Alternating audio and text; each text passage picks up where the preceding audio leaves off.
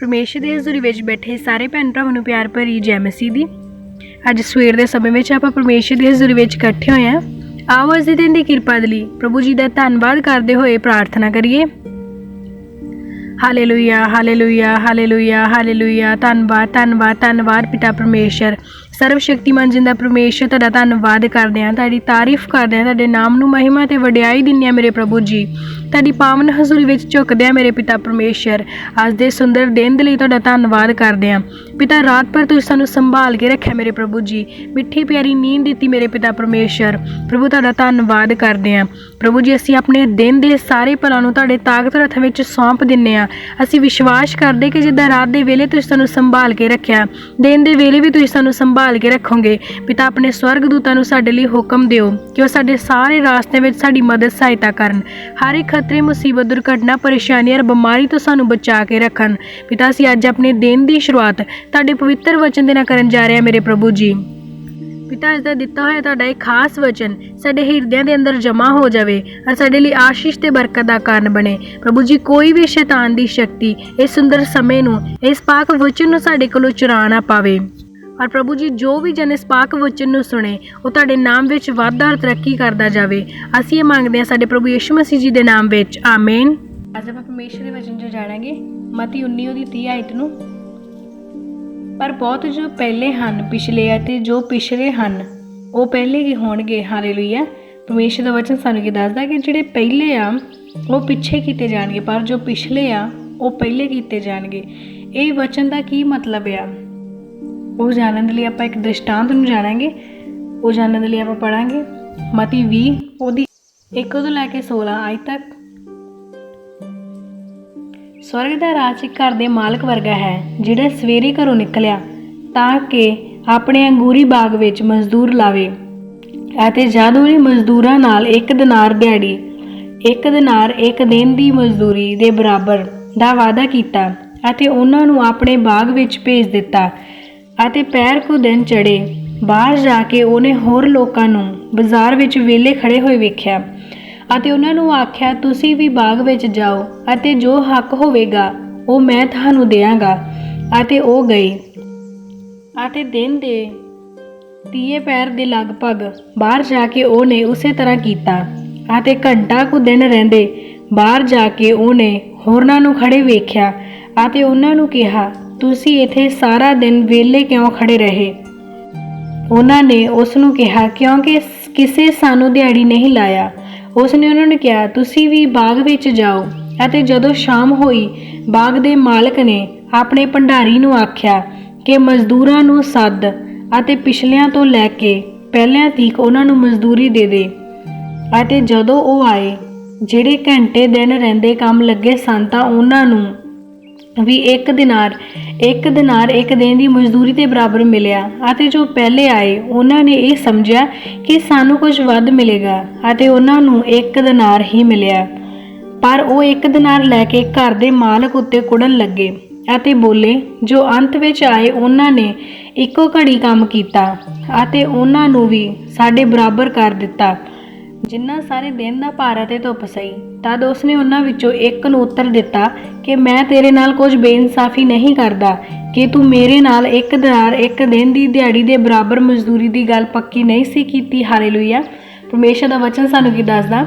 ਇਸ ਦ੍ਰਿਸ਼ਟਾਂਤ ਵਿੱਚ ਆਪਾਂ ਕੀ ਜਾਣਿਆ ਕਿ ਇੱਕ ਬਾਗ ਦਾ ਮਾਲਕ ਸੀ ਜਿਹਨੇ ਸਵੇਰ ਤੋਂ ਦਿਹਾੜੀਦਾਰਾਂ ਨੂੰ ਲਗਾਇਆ ਕਿ ਉਹ ਬਾਗ ਵਿੱਚ ਮਜ਼ਦੂਰੀ ਕਰਨ, ਪਰ ਅੱਧੇ ਪੈਰ ਤੋਂ ਕੁਝ ਦਿਹਾੜੀਦਾਰਾਂ ਨੂੰ ਲੈ ਕੇ ਆਂਦਾ ਔਰ ਕੁਛ ਉਹਨਾਂ ਨੇ ਲੈ ਕੇ ਆਂਦਾ ਜਦੋਂ 1 ਦਿਨ ਦਾ ਲਗਭਗ 1 ਘੰਟਾ ਹੀ ਰਹਿ ਗਿਆ ਸੀ। ਪਰ ਉਹਨਾਂ ਨੇ ਉਹਨਾਂ ਸਾਰੇ ਮਜ਼ਦੂਰਾਂ ਨੂੰ 1 ਬਰਾਬਰ ਦਿਹਾੜੀ ਦਿੱਤੀ।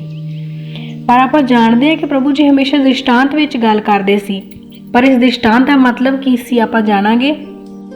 ਜਿੱਦਾਂ ਆਪਾਂ ਪੜ੍ਹਿਆ ਕਿ ਸਵਰਗ ਦਾ ਰਾਜ ਘਰ ਦੇ ਮਾਲਕ ਵਰਗਾ ਹੈ। ਇੱਥੇ ਸਵਰਗ ਦੇ ਰਾਜ ਵਿੱਚ ਘਰ ਦਾ ਮਾਲਕ ਕੌਣ ਆ? ਘਰ ਕੀ ਆ? ਘਰ ਇਸ ਪੂਰੀ ਧਰਤੀ ਨੂੰ ਕਿਹਾ ਗਿਆ ਯਾਰ ਘਰ ਦਾ ਮਾਲਕ ਕੌਣ ਆ? ਸਾਡਾ ਪਰਮੇਸ਼ਰ ਆ। ਔਰ ਉਹਨਾਂ ਨੇ ਕੀ ਕੀਤਾ? ਆਪਣੇ ਇਸ ਜਗ੍ਹਾ ਦੇ ਉੱਤੇ, ਆਪਣੇ ਇਸ ਧਰਤੀ ਦੇ ਉੱਤੇ ਮਜ਼ਦੂਰ ਭੇਜੇ। ਮਜ਼ਦੂਰ ਕੌਣ ਸੀ? ਮਜ਼ਦੂਰ ਉਹਨਾਂ ਨੇ ਆਪਣੇ ਲੋਕਾਂ ਨੂੰ ਭੇਜਿਆ ਤਾਂ ਕਿ ਉਹ ਪਰਮੇਸ਼ਰ ਦੇ ਨਾਮ ਵਿੱਚ ਲੱਗੇ ਰਹਿਣ, ਉਹਨਾਂ ਦੇ ਨਾਮ ਦੀ ਮਹਿਮਾ ਕਰਨ, ਵਡਿਆਈ ਕਰਨ। ਉਹਨਾਂ ਨੇ ਇਸ ਧਰਤੀ 'ਤੇ ਇਨਸਾਨ ਨੂੰ ਪਰਮੇਸ਼ਰ ਦੀ ਵਡਿਆਈ ਕਰਨ ਦੇ ਲਈ ਭੇਜਿਆ ਸੀ। ਔਰ ਉਹਨਾਂ ਨੇ ਕੀ ਕੀਤਾ? ਜਿਹੜੇ ਪਹਿਲੇ ਸਨ ਮਤਲਬ ਜਿਹੜੇ ਸੀਗੇ ਪਰਮੇਸ਼ਰ ਨੂੰ ਬਹੁਤ ਸਮੇਂ ਤੋਂ ਪਹਿਲਾਂ ਦੇ ਜਾਣਦੇ ਸੀ, ਉਹ ਸਾਰੇ ਸੀ ਜਿਹੜੇ ਪਰਮੇਸ਼ਰ ਦੇ ਨਾਮ ਵਿੱਚ ਲੱਗੇ ਹੋਏ ਸੀ।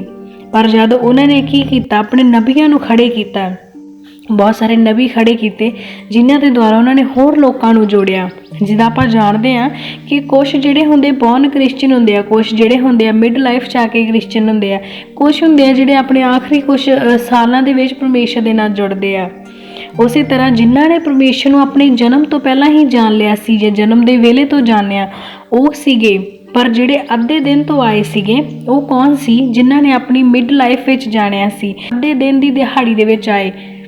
ਪਰ ਇੱਕ ਕੌਣ ਹੋਣਗੇ? ਜਿਹੜੇ ਆਪਣੀ ਜ਼ਿੰਦਗੀ ਦੇ ਕੁਛ ਕੁ ਸਮਾਂ ਰਹਿੰਦੇ ਆਏ। ਮਤਲਬ ਜਿੱਦਾਂ ਆਪਾਂ ਵਚਨ 'ਚ ਦੇਖਿਆ ਕਿ ਕੁਛ ਦਿਹਾੜੀਦਾਰ ਸੀ ਜਿਹੜੇ ਦਿਨ ਦੇ 1 ਘੰਟਾ ਰਹਿੰਦੇ ਆਏ। ਮਤਲਬ ਕੁਛ ਬਜ਼ੁਰਗ ਲੋਕ ਹੋਣਗੇ ਜਿਹੜੇ ਆਪਣੀ ਜ਼ਿੰਦਗੀ ਦੇ ਕੁਛ ਆਖਰੀ ਸਮਿਆਂ ਦੇ ਵਿੱਚ ਪਰਮੇਸ਼ਰ ਨੂੰ ਜਾਣਨਗੇ।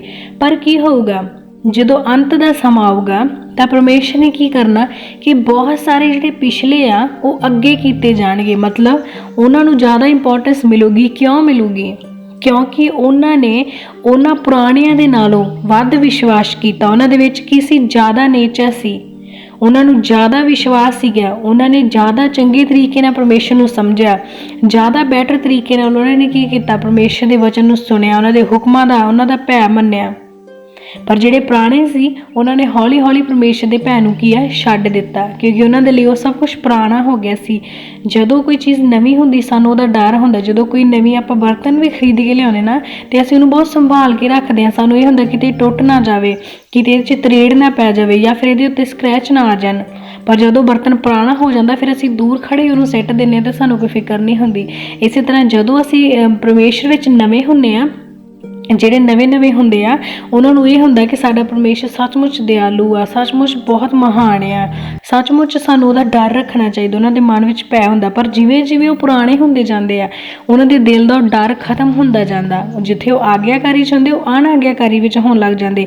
ਛੋਟੀ ਛੋਟੀਆਂ ਗੱਲਾਂ 'ਤੇ ਉਹ ਸਕਿਪ ਕਰਨ ਲੱਗ ਜਾਂਦੇ ਆ, ਛੋਟੀ ਛੋਟੀ ਮਿਸਟੇਕਸ ਕਰਨ ਲੱਗ ਜਾਂਦੇ ਆ, ਜਾਂ ਫਿਰ ਕਈ ਗੱਲਾਂ 'ਤੇ ਕੀ ਆ ਕਹਿ ਲਓ, ਆਪਾਂ ਦੁਨੀਆਦਾਰੀ ਨੂੰ ਖੁਸ਼ ਕਰਨ ਦੇ ਲਈ ਆਪਣੇ ਪਰਮੇਸ਼ਰ ਦੇ ਵਚਨ ਨੂੰ ਟਾਲ ਦਿੰਦੇ ਹਾਂ। ਪਰ ਜਿਹੜੇ ਨਵੇਂ ਹੁੰਦੇ ਆ, ਜਿਨ੍ਹਾਂ ਨੇ ਆਪਣੇ ਪਰਮੇਸ਼ਰ ਨੂੰ ਹਜੇ ਜਾਣਿਆ ਹੀ ਸੀ, ਉਹਨਾਂ ਦੇ ਮਨ ਵਿੱਚ ਉੱਦਾਂ ਦਾ ਹੀ ਡਰ ਹੁੰਦਾ, ਨਵੀਂ ਗੱਲਾਂ ਸਿੱਖਣ ਦੀ ਚਾਹਤ ਹੁੰਦੀ ਆ, ਔਰ ਆਪਣੇ ਇੱਕ ਪੂਰੀ ਲਗਨ ਦੇ ਨਾਲ ਪਰਮੇਸ਼ਰ ਦੇ ਨਾਲ ਜੁੜਦੇ ਆ।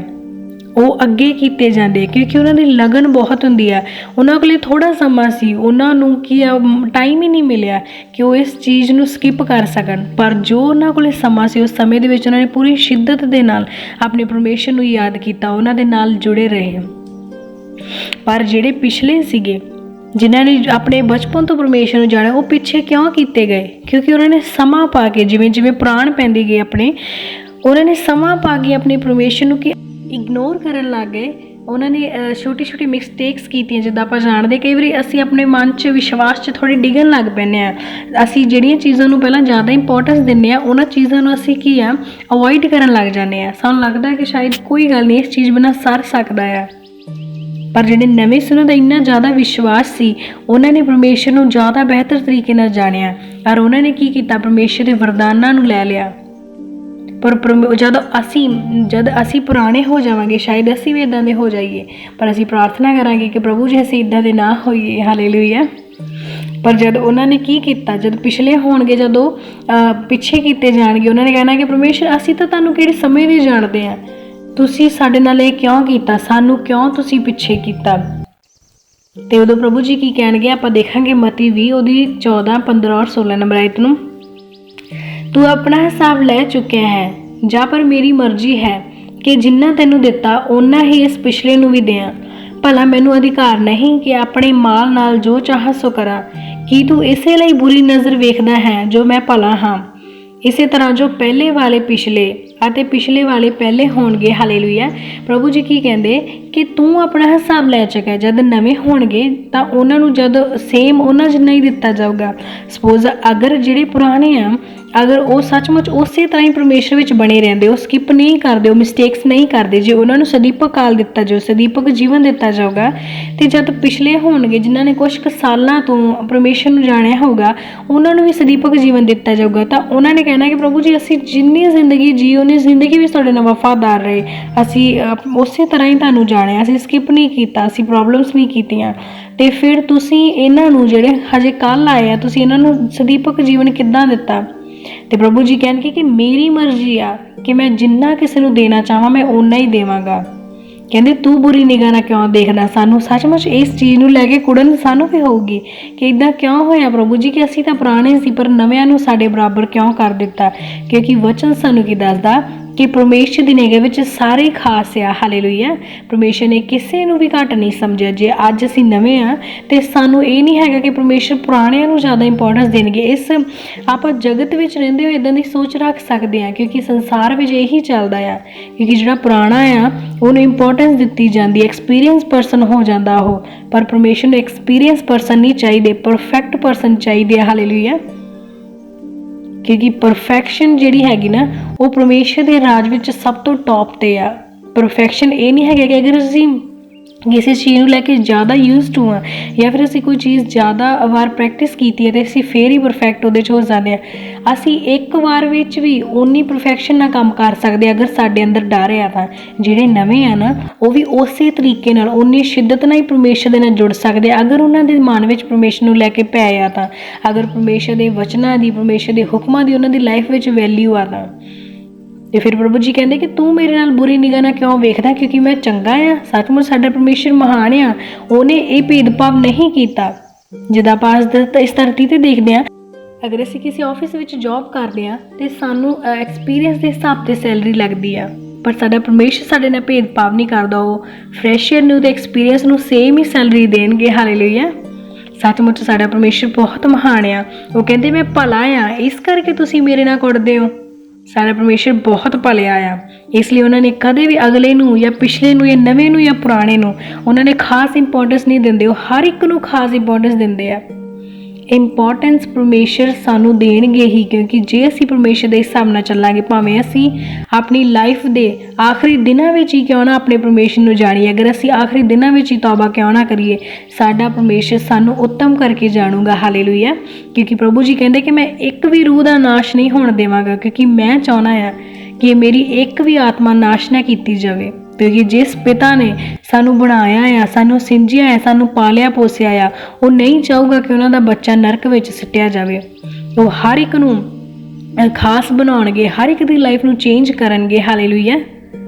ਸੱਚਮੁੱਚ ਅਗਰ ਅਸੀਂ ਆਪਣੀ ਲਾਈਫ ਦੇ ਆਖਰੀ ਦਿਨਾਂ ਵਿੱਚ ਵੀ ਪਰਮੇਸ਼ਰ ਨੂੰ ਯਾਦ ਕਰਦੇ ਤਾਂ ਅਸੀਂ ਪਰਮੇਸ਼ਰ ਦੀ ਨਿਗਾਹ ਵਿੱਚ ਪਹਿਲੇ ਕੀਤੇ ਜਾਵਾਂਗੇ। ਪਰ ਜਦ ਅਸੀਂ ਸੱਚਮੁੱਚ ਪਰਮੇਸ਼ਰ ਦੇ ਹਿਸਾਬ ਨਾਲ ਹੀ ਆਪਣੀ ਜ਼ਿੰਦਗੀ ਨੂੰ ਜੀਵਾਂਗੇ, ਹਾਲੇਲੂਇਆ, ਤੇ ਅਸੀਂ ਕਦੇ ਵੀ ਆਪਣੇ ਮਨ ਵਿੱਚ ਇਹ ਵਿਚਾਰ ਨਹੀਂ ਲੈ ਕੇ ਆਉਣਾ ਕਿ ਅਸੀਂ ਬਹੁਤ ਪੁਰਾਣੇ ਹੋ ਗਏ ਹਾਂ ਤੇ ਸਾਡੇ ਪਰਮੇਸ਼ਰ ਸਾਨੂੰ ਜ਼ਿਆਦਾ ਇੰਪੋਰਟੈਂਸ ਦੇਣਗੇ।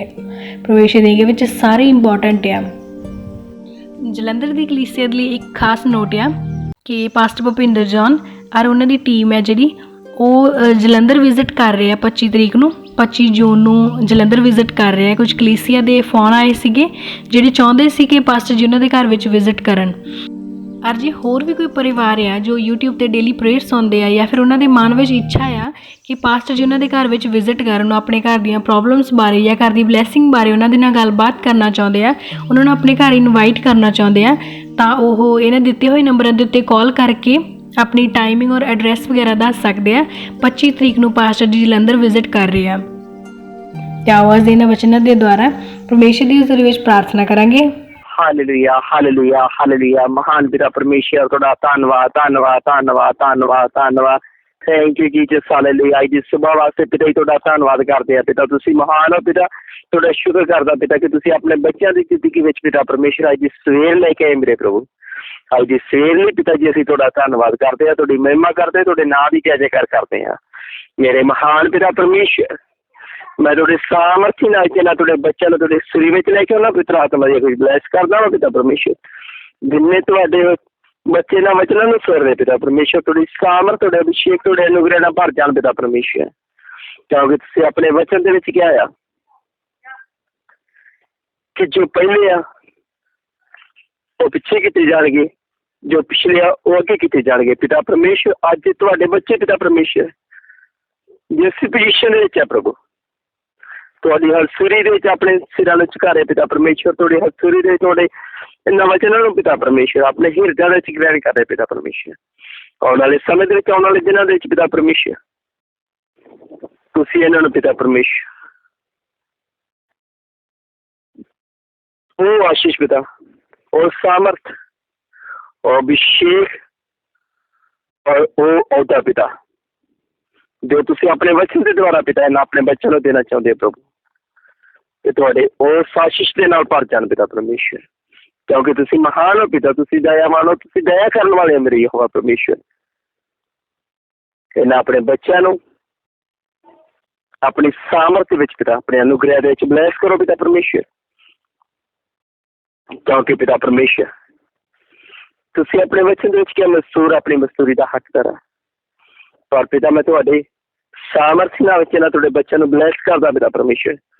ਇਹ ਤੁਹਾਡੇ ਸਾਮਰਥੀ ਨਾਲ ਦੇ ਵਿੱਚ ਪਿਤਾ ਪਰਮੇਸ਼ਵਰ ਇਹ ਜਿੰਨੀ ਵੀ ਮਜ਼ਦੂਰੀ ਪਿਤਾ ਪਰਮੇਸ਼ਵਰ ਤੁਹਾਡੇ ਸਾਮਰਥੀ ਨਾਲ ਹੀ ਕਰਨ ਪਿਤਾ, ਤੁਹਾਡੀ ਉਪਾਸਨਾ ਕਰਨ, ਤੁਹਾਡੀ ਮਹਿਮਾ ਕਰਨ, ਤੁਹਾਡੇ ਨਾਂ ਦੀ ਜੈ ਜੈਕਾਰ ਕਰਨ ਪਿਤਾ ਪਰਮੇਸ਼ਵਰ। ਉਸ ਦੇ ਮੁਤਾਬਕ ਪਿਤਾ ਪਰਮੇਸ਼ਵਰ ਇਹ ਤੁਹਾਡੀ ਹਸਰੀ ਦੇ ਵਿੱਚ ਪ੍ਰਤੀਫਲ ਪਾਉਣ ਪਿਤਾ ਪਰਮੇਸ਼ਵਰ। ਔਰ ਦਿੱਤਾ ਹੋਇਆ ਪ੍ਰਤੀਫਲ ਪਿਤਾ ਪਰਮੇਸ਼ਵਰ, ਦਿੱਤੀਆਂ ਹੋਈਆਂ ਬਰਕਤਾਂ ਪਿਤਾ ਪਰਮੇਸ਼ਵਰ, ਕੋਈ ਸ਼ੈਤਾਨ ਦੀ ਸ਼ਕਤੀ ਇਹਨਾਂ ਤੋਂ ਚੁਰਾ ਨਾ ਪਾਏ ਮੇਰੀ ਹਵਾ ਪਰਮੇਸ਼ਵਰ। ਇਹ ਤੁਹਾਡੇ ਨਾਲ ਚ ਵਧਣ ਦੀ ਤਰੱਕੀ ਕਰਨ ਪਿਤਾ, ਔਰ ਬਹੁਤ ਸਾਰੀਆਂ ਰੂਹਾਂ ਨੇ ਪਿਤਾ ਤੁਹਾਡੀ ਹਸਰੀ ਦੇ ਵਿੱਚ ਲੈ ਕੇ ਆਉਣ ਪ੍ਰਭੂ। ਬਹੁਤ ਸਾਰੀਆਂ ਰੂਹਾਂ ਪਿਤਾ ਇਹਨਾਂ ਤੁਹਾਡੇ ਬੱਚਿਆਂ ਦੇ ਦੁਆਰਾ ਪਿਤਾ ਤੁਹਾਡੇ ਸਾਹਮਣੇ ਖਲੋਣ ਦੇ ਲਾਇਕ ਹੋ ਜਾਣ ਪਿਤਾ। ਤੁਹਾਡੇ ਦਾਸ ਇਹਨਾਂ ਤੁਹਾਡੇ ਬੱਚਿਆਂ ਲਈ ਪ੍ਰਾਰਥਨਾ ਕਰਨਾ ਆਸ਼ੀਸ਼ ਤੇ ਬਰਕਤ ਦਾ ਕਾਰਨ ਬਣੇ। ਪੂਰੇ ਪਰਿਵਾਰਾਂ ਨੂੰ, ਪੂਰੇ ਘਰਾਂ ਨੂੰ, ਸਾਰੇ ਤੁਹਾਡੇ ਬੱਚਿਆਂ ਨੂੰ ਪਿਤਾ ਜੋ ਤੁਹਾਡੇ ਨਾਲ ਵਚਨਾਂ ਸੇਵ ਕਰ ਰਹੇ ਪਿਤਾ। ਹਰ ਸ਼ਕਤੀਆਂ, ਉਲਝਣਾਂ, ਪਰੇਸ਼ਾਨੀਆਂ, ਸਮੱਸਿਆਵਾਂ, ਬਿਮਾਰੀਆਂ ਤੋਂ ਸਾਥ ਕਰਦਾ ਹੈ ਪਿਤਾ। ਮੈਂ ਤੁਹਾਡੇ ਸਾਮਰਥੀ ਨਾਲ ਲੈ ਕੇ ਮੰਗਦਾ। ਆਮੀਨ ਆਮੀਨ।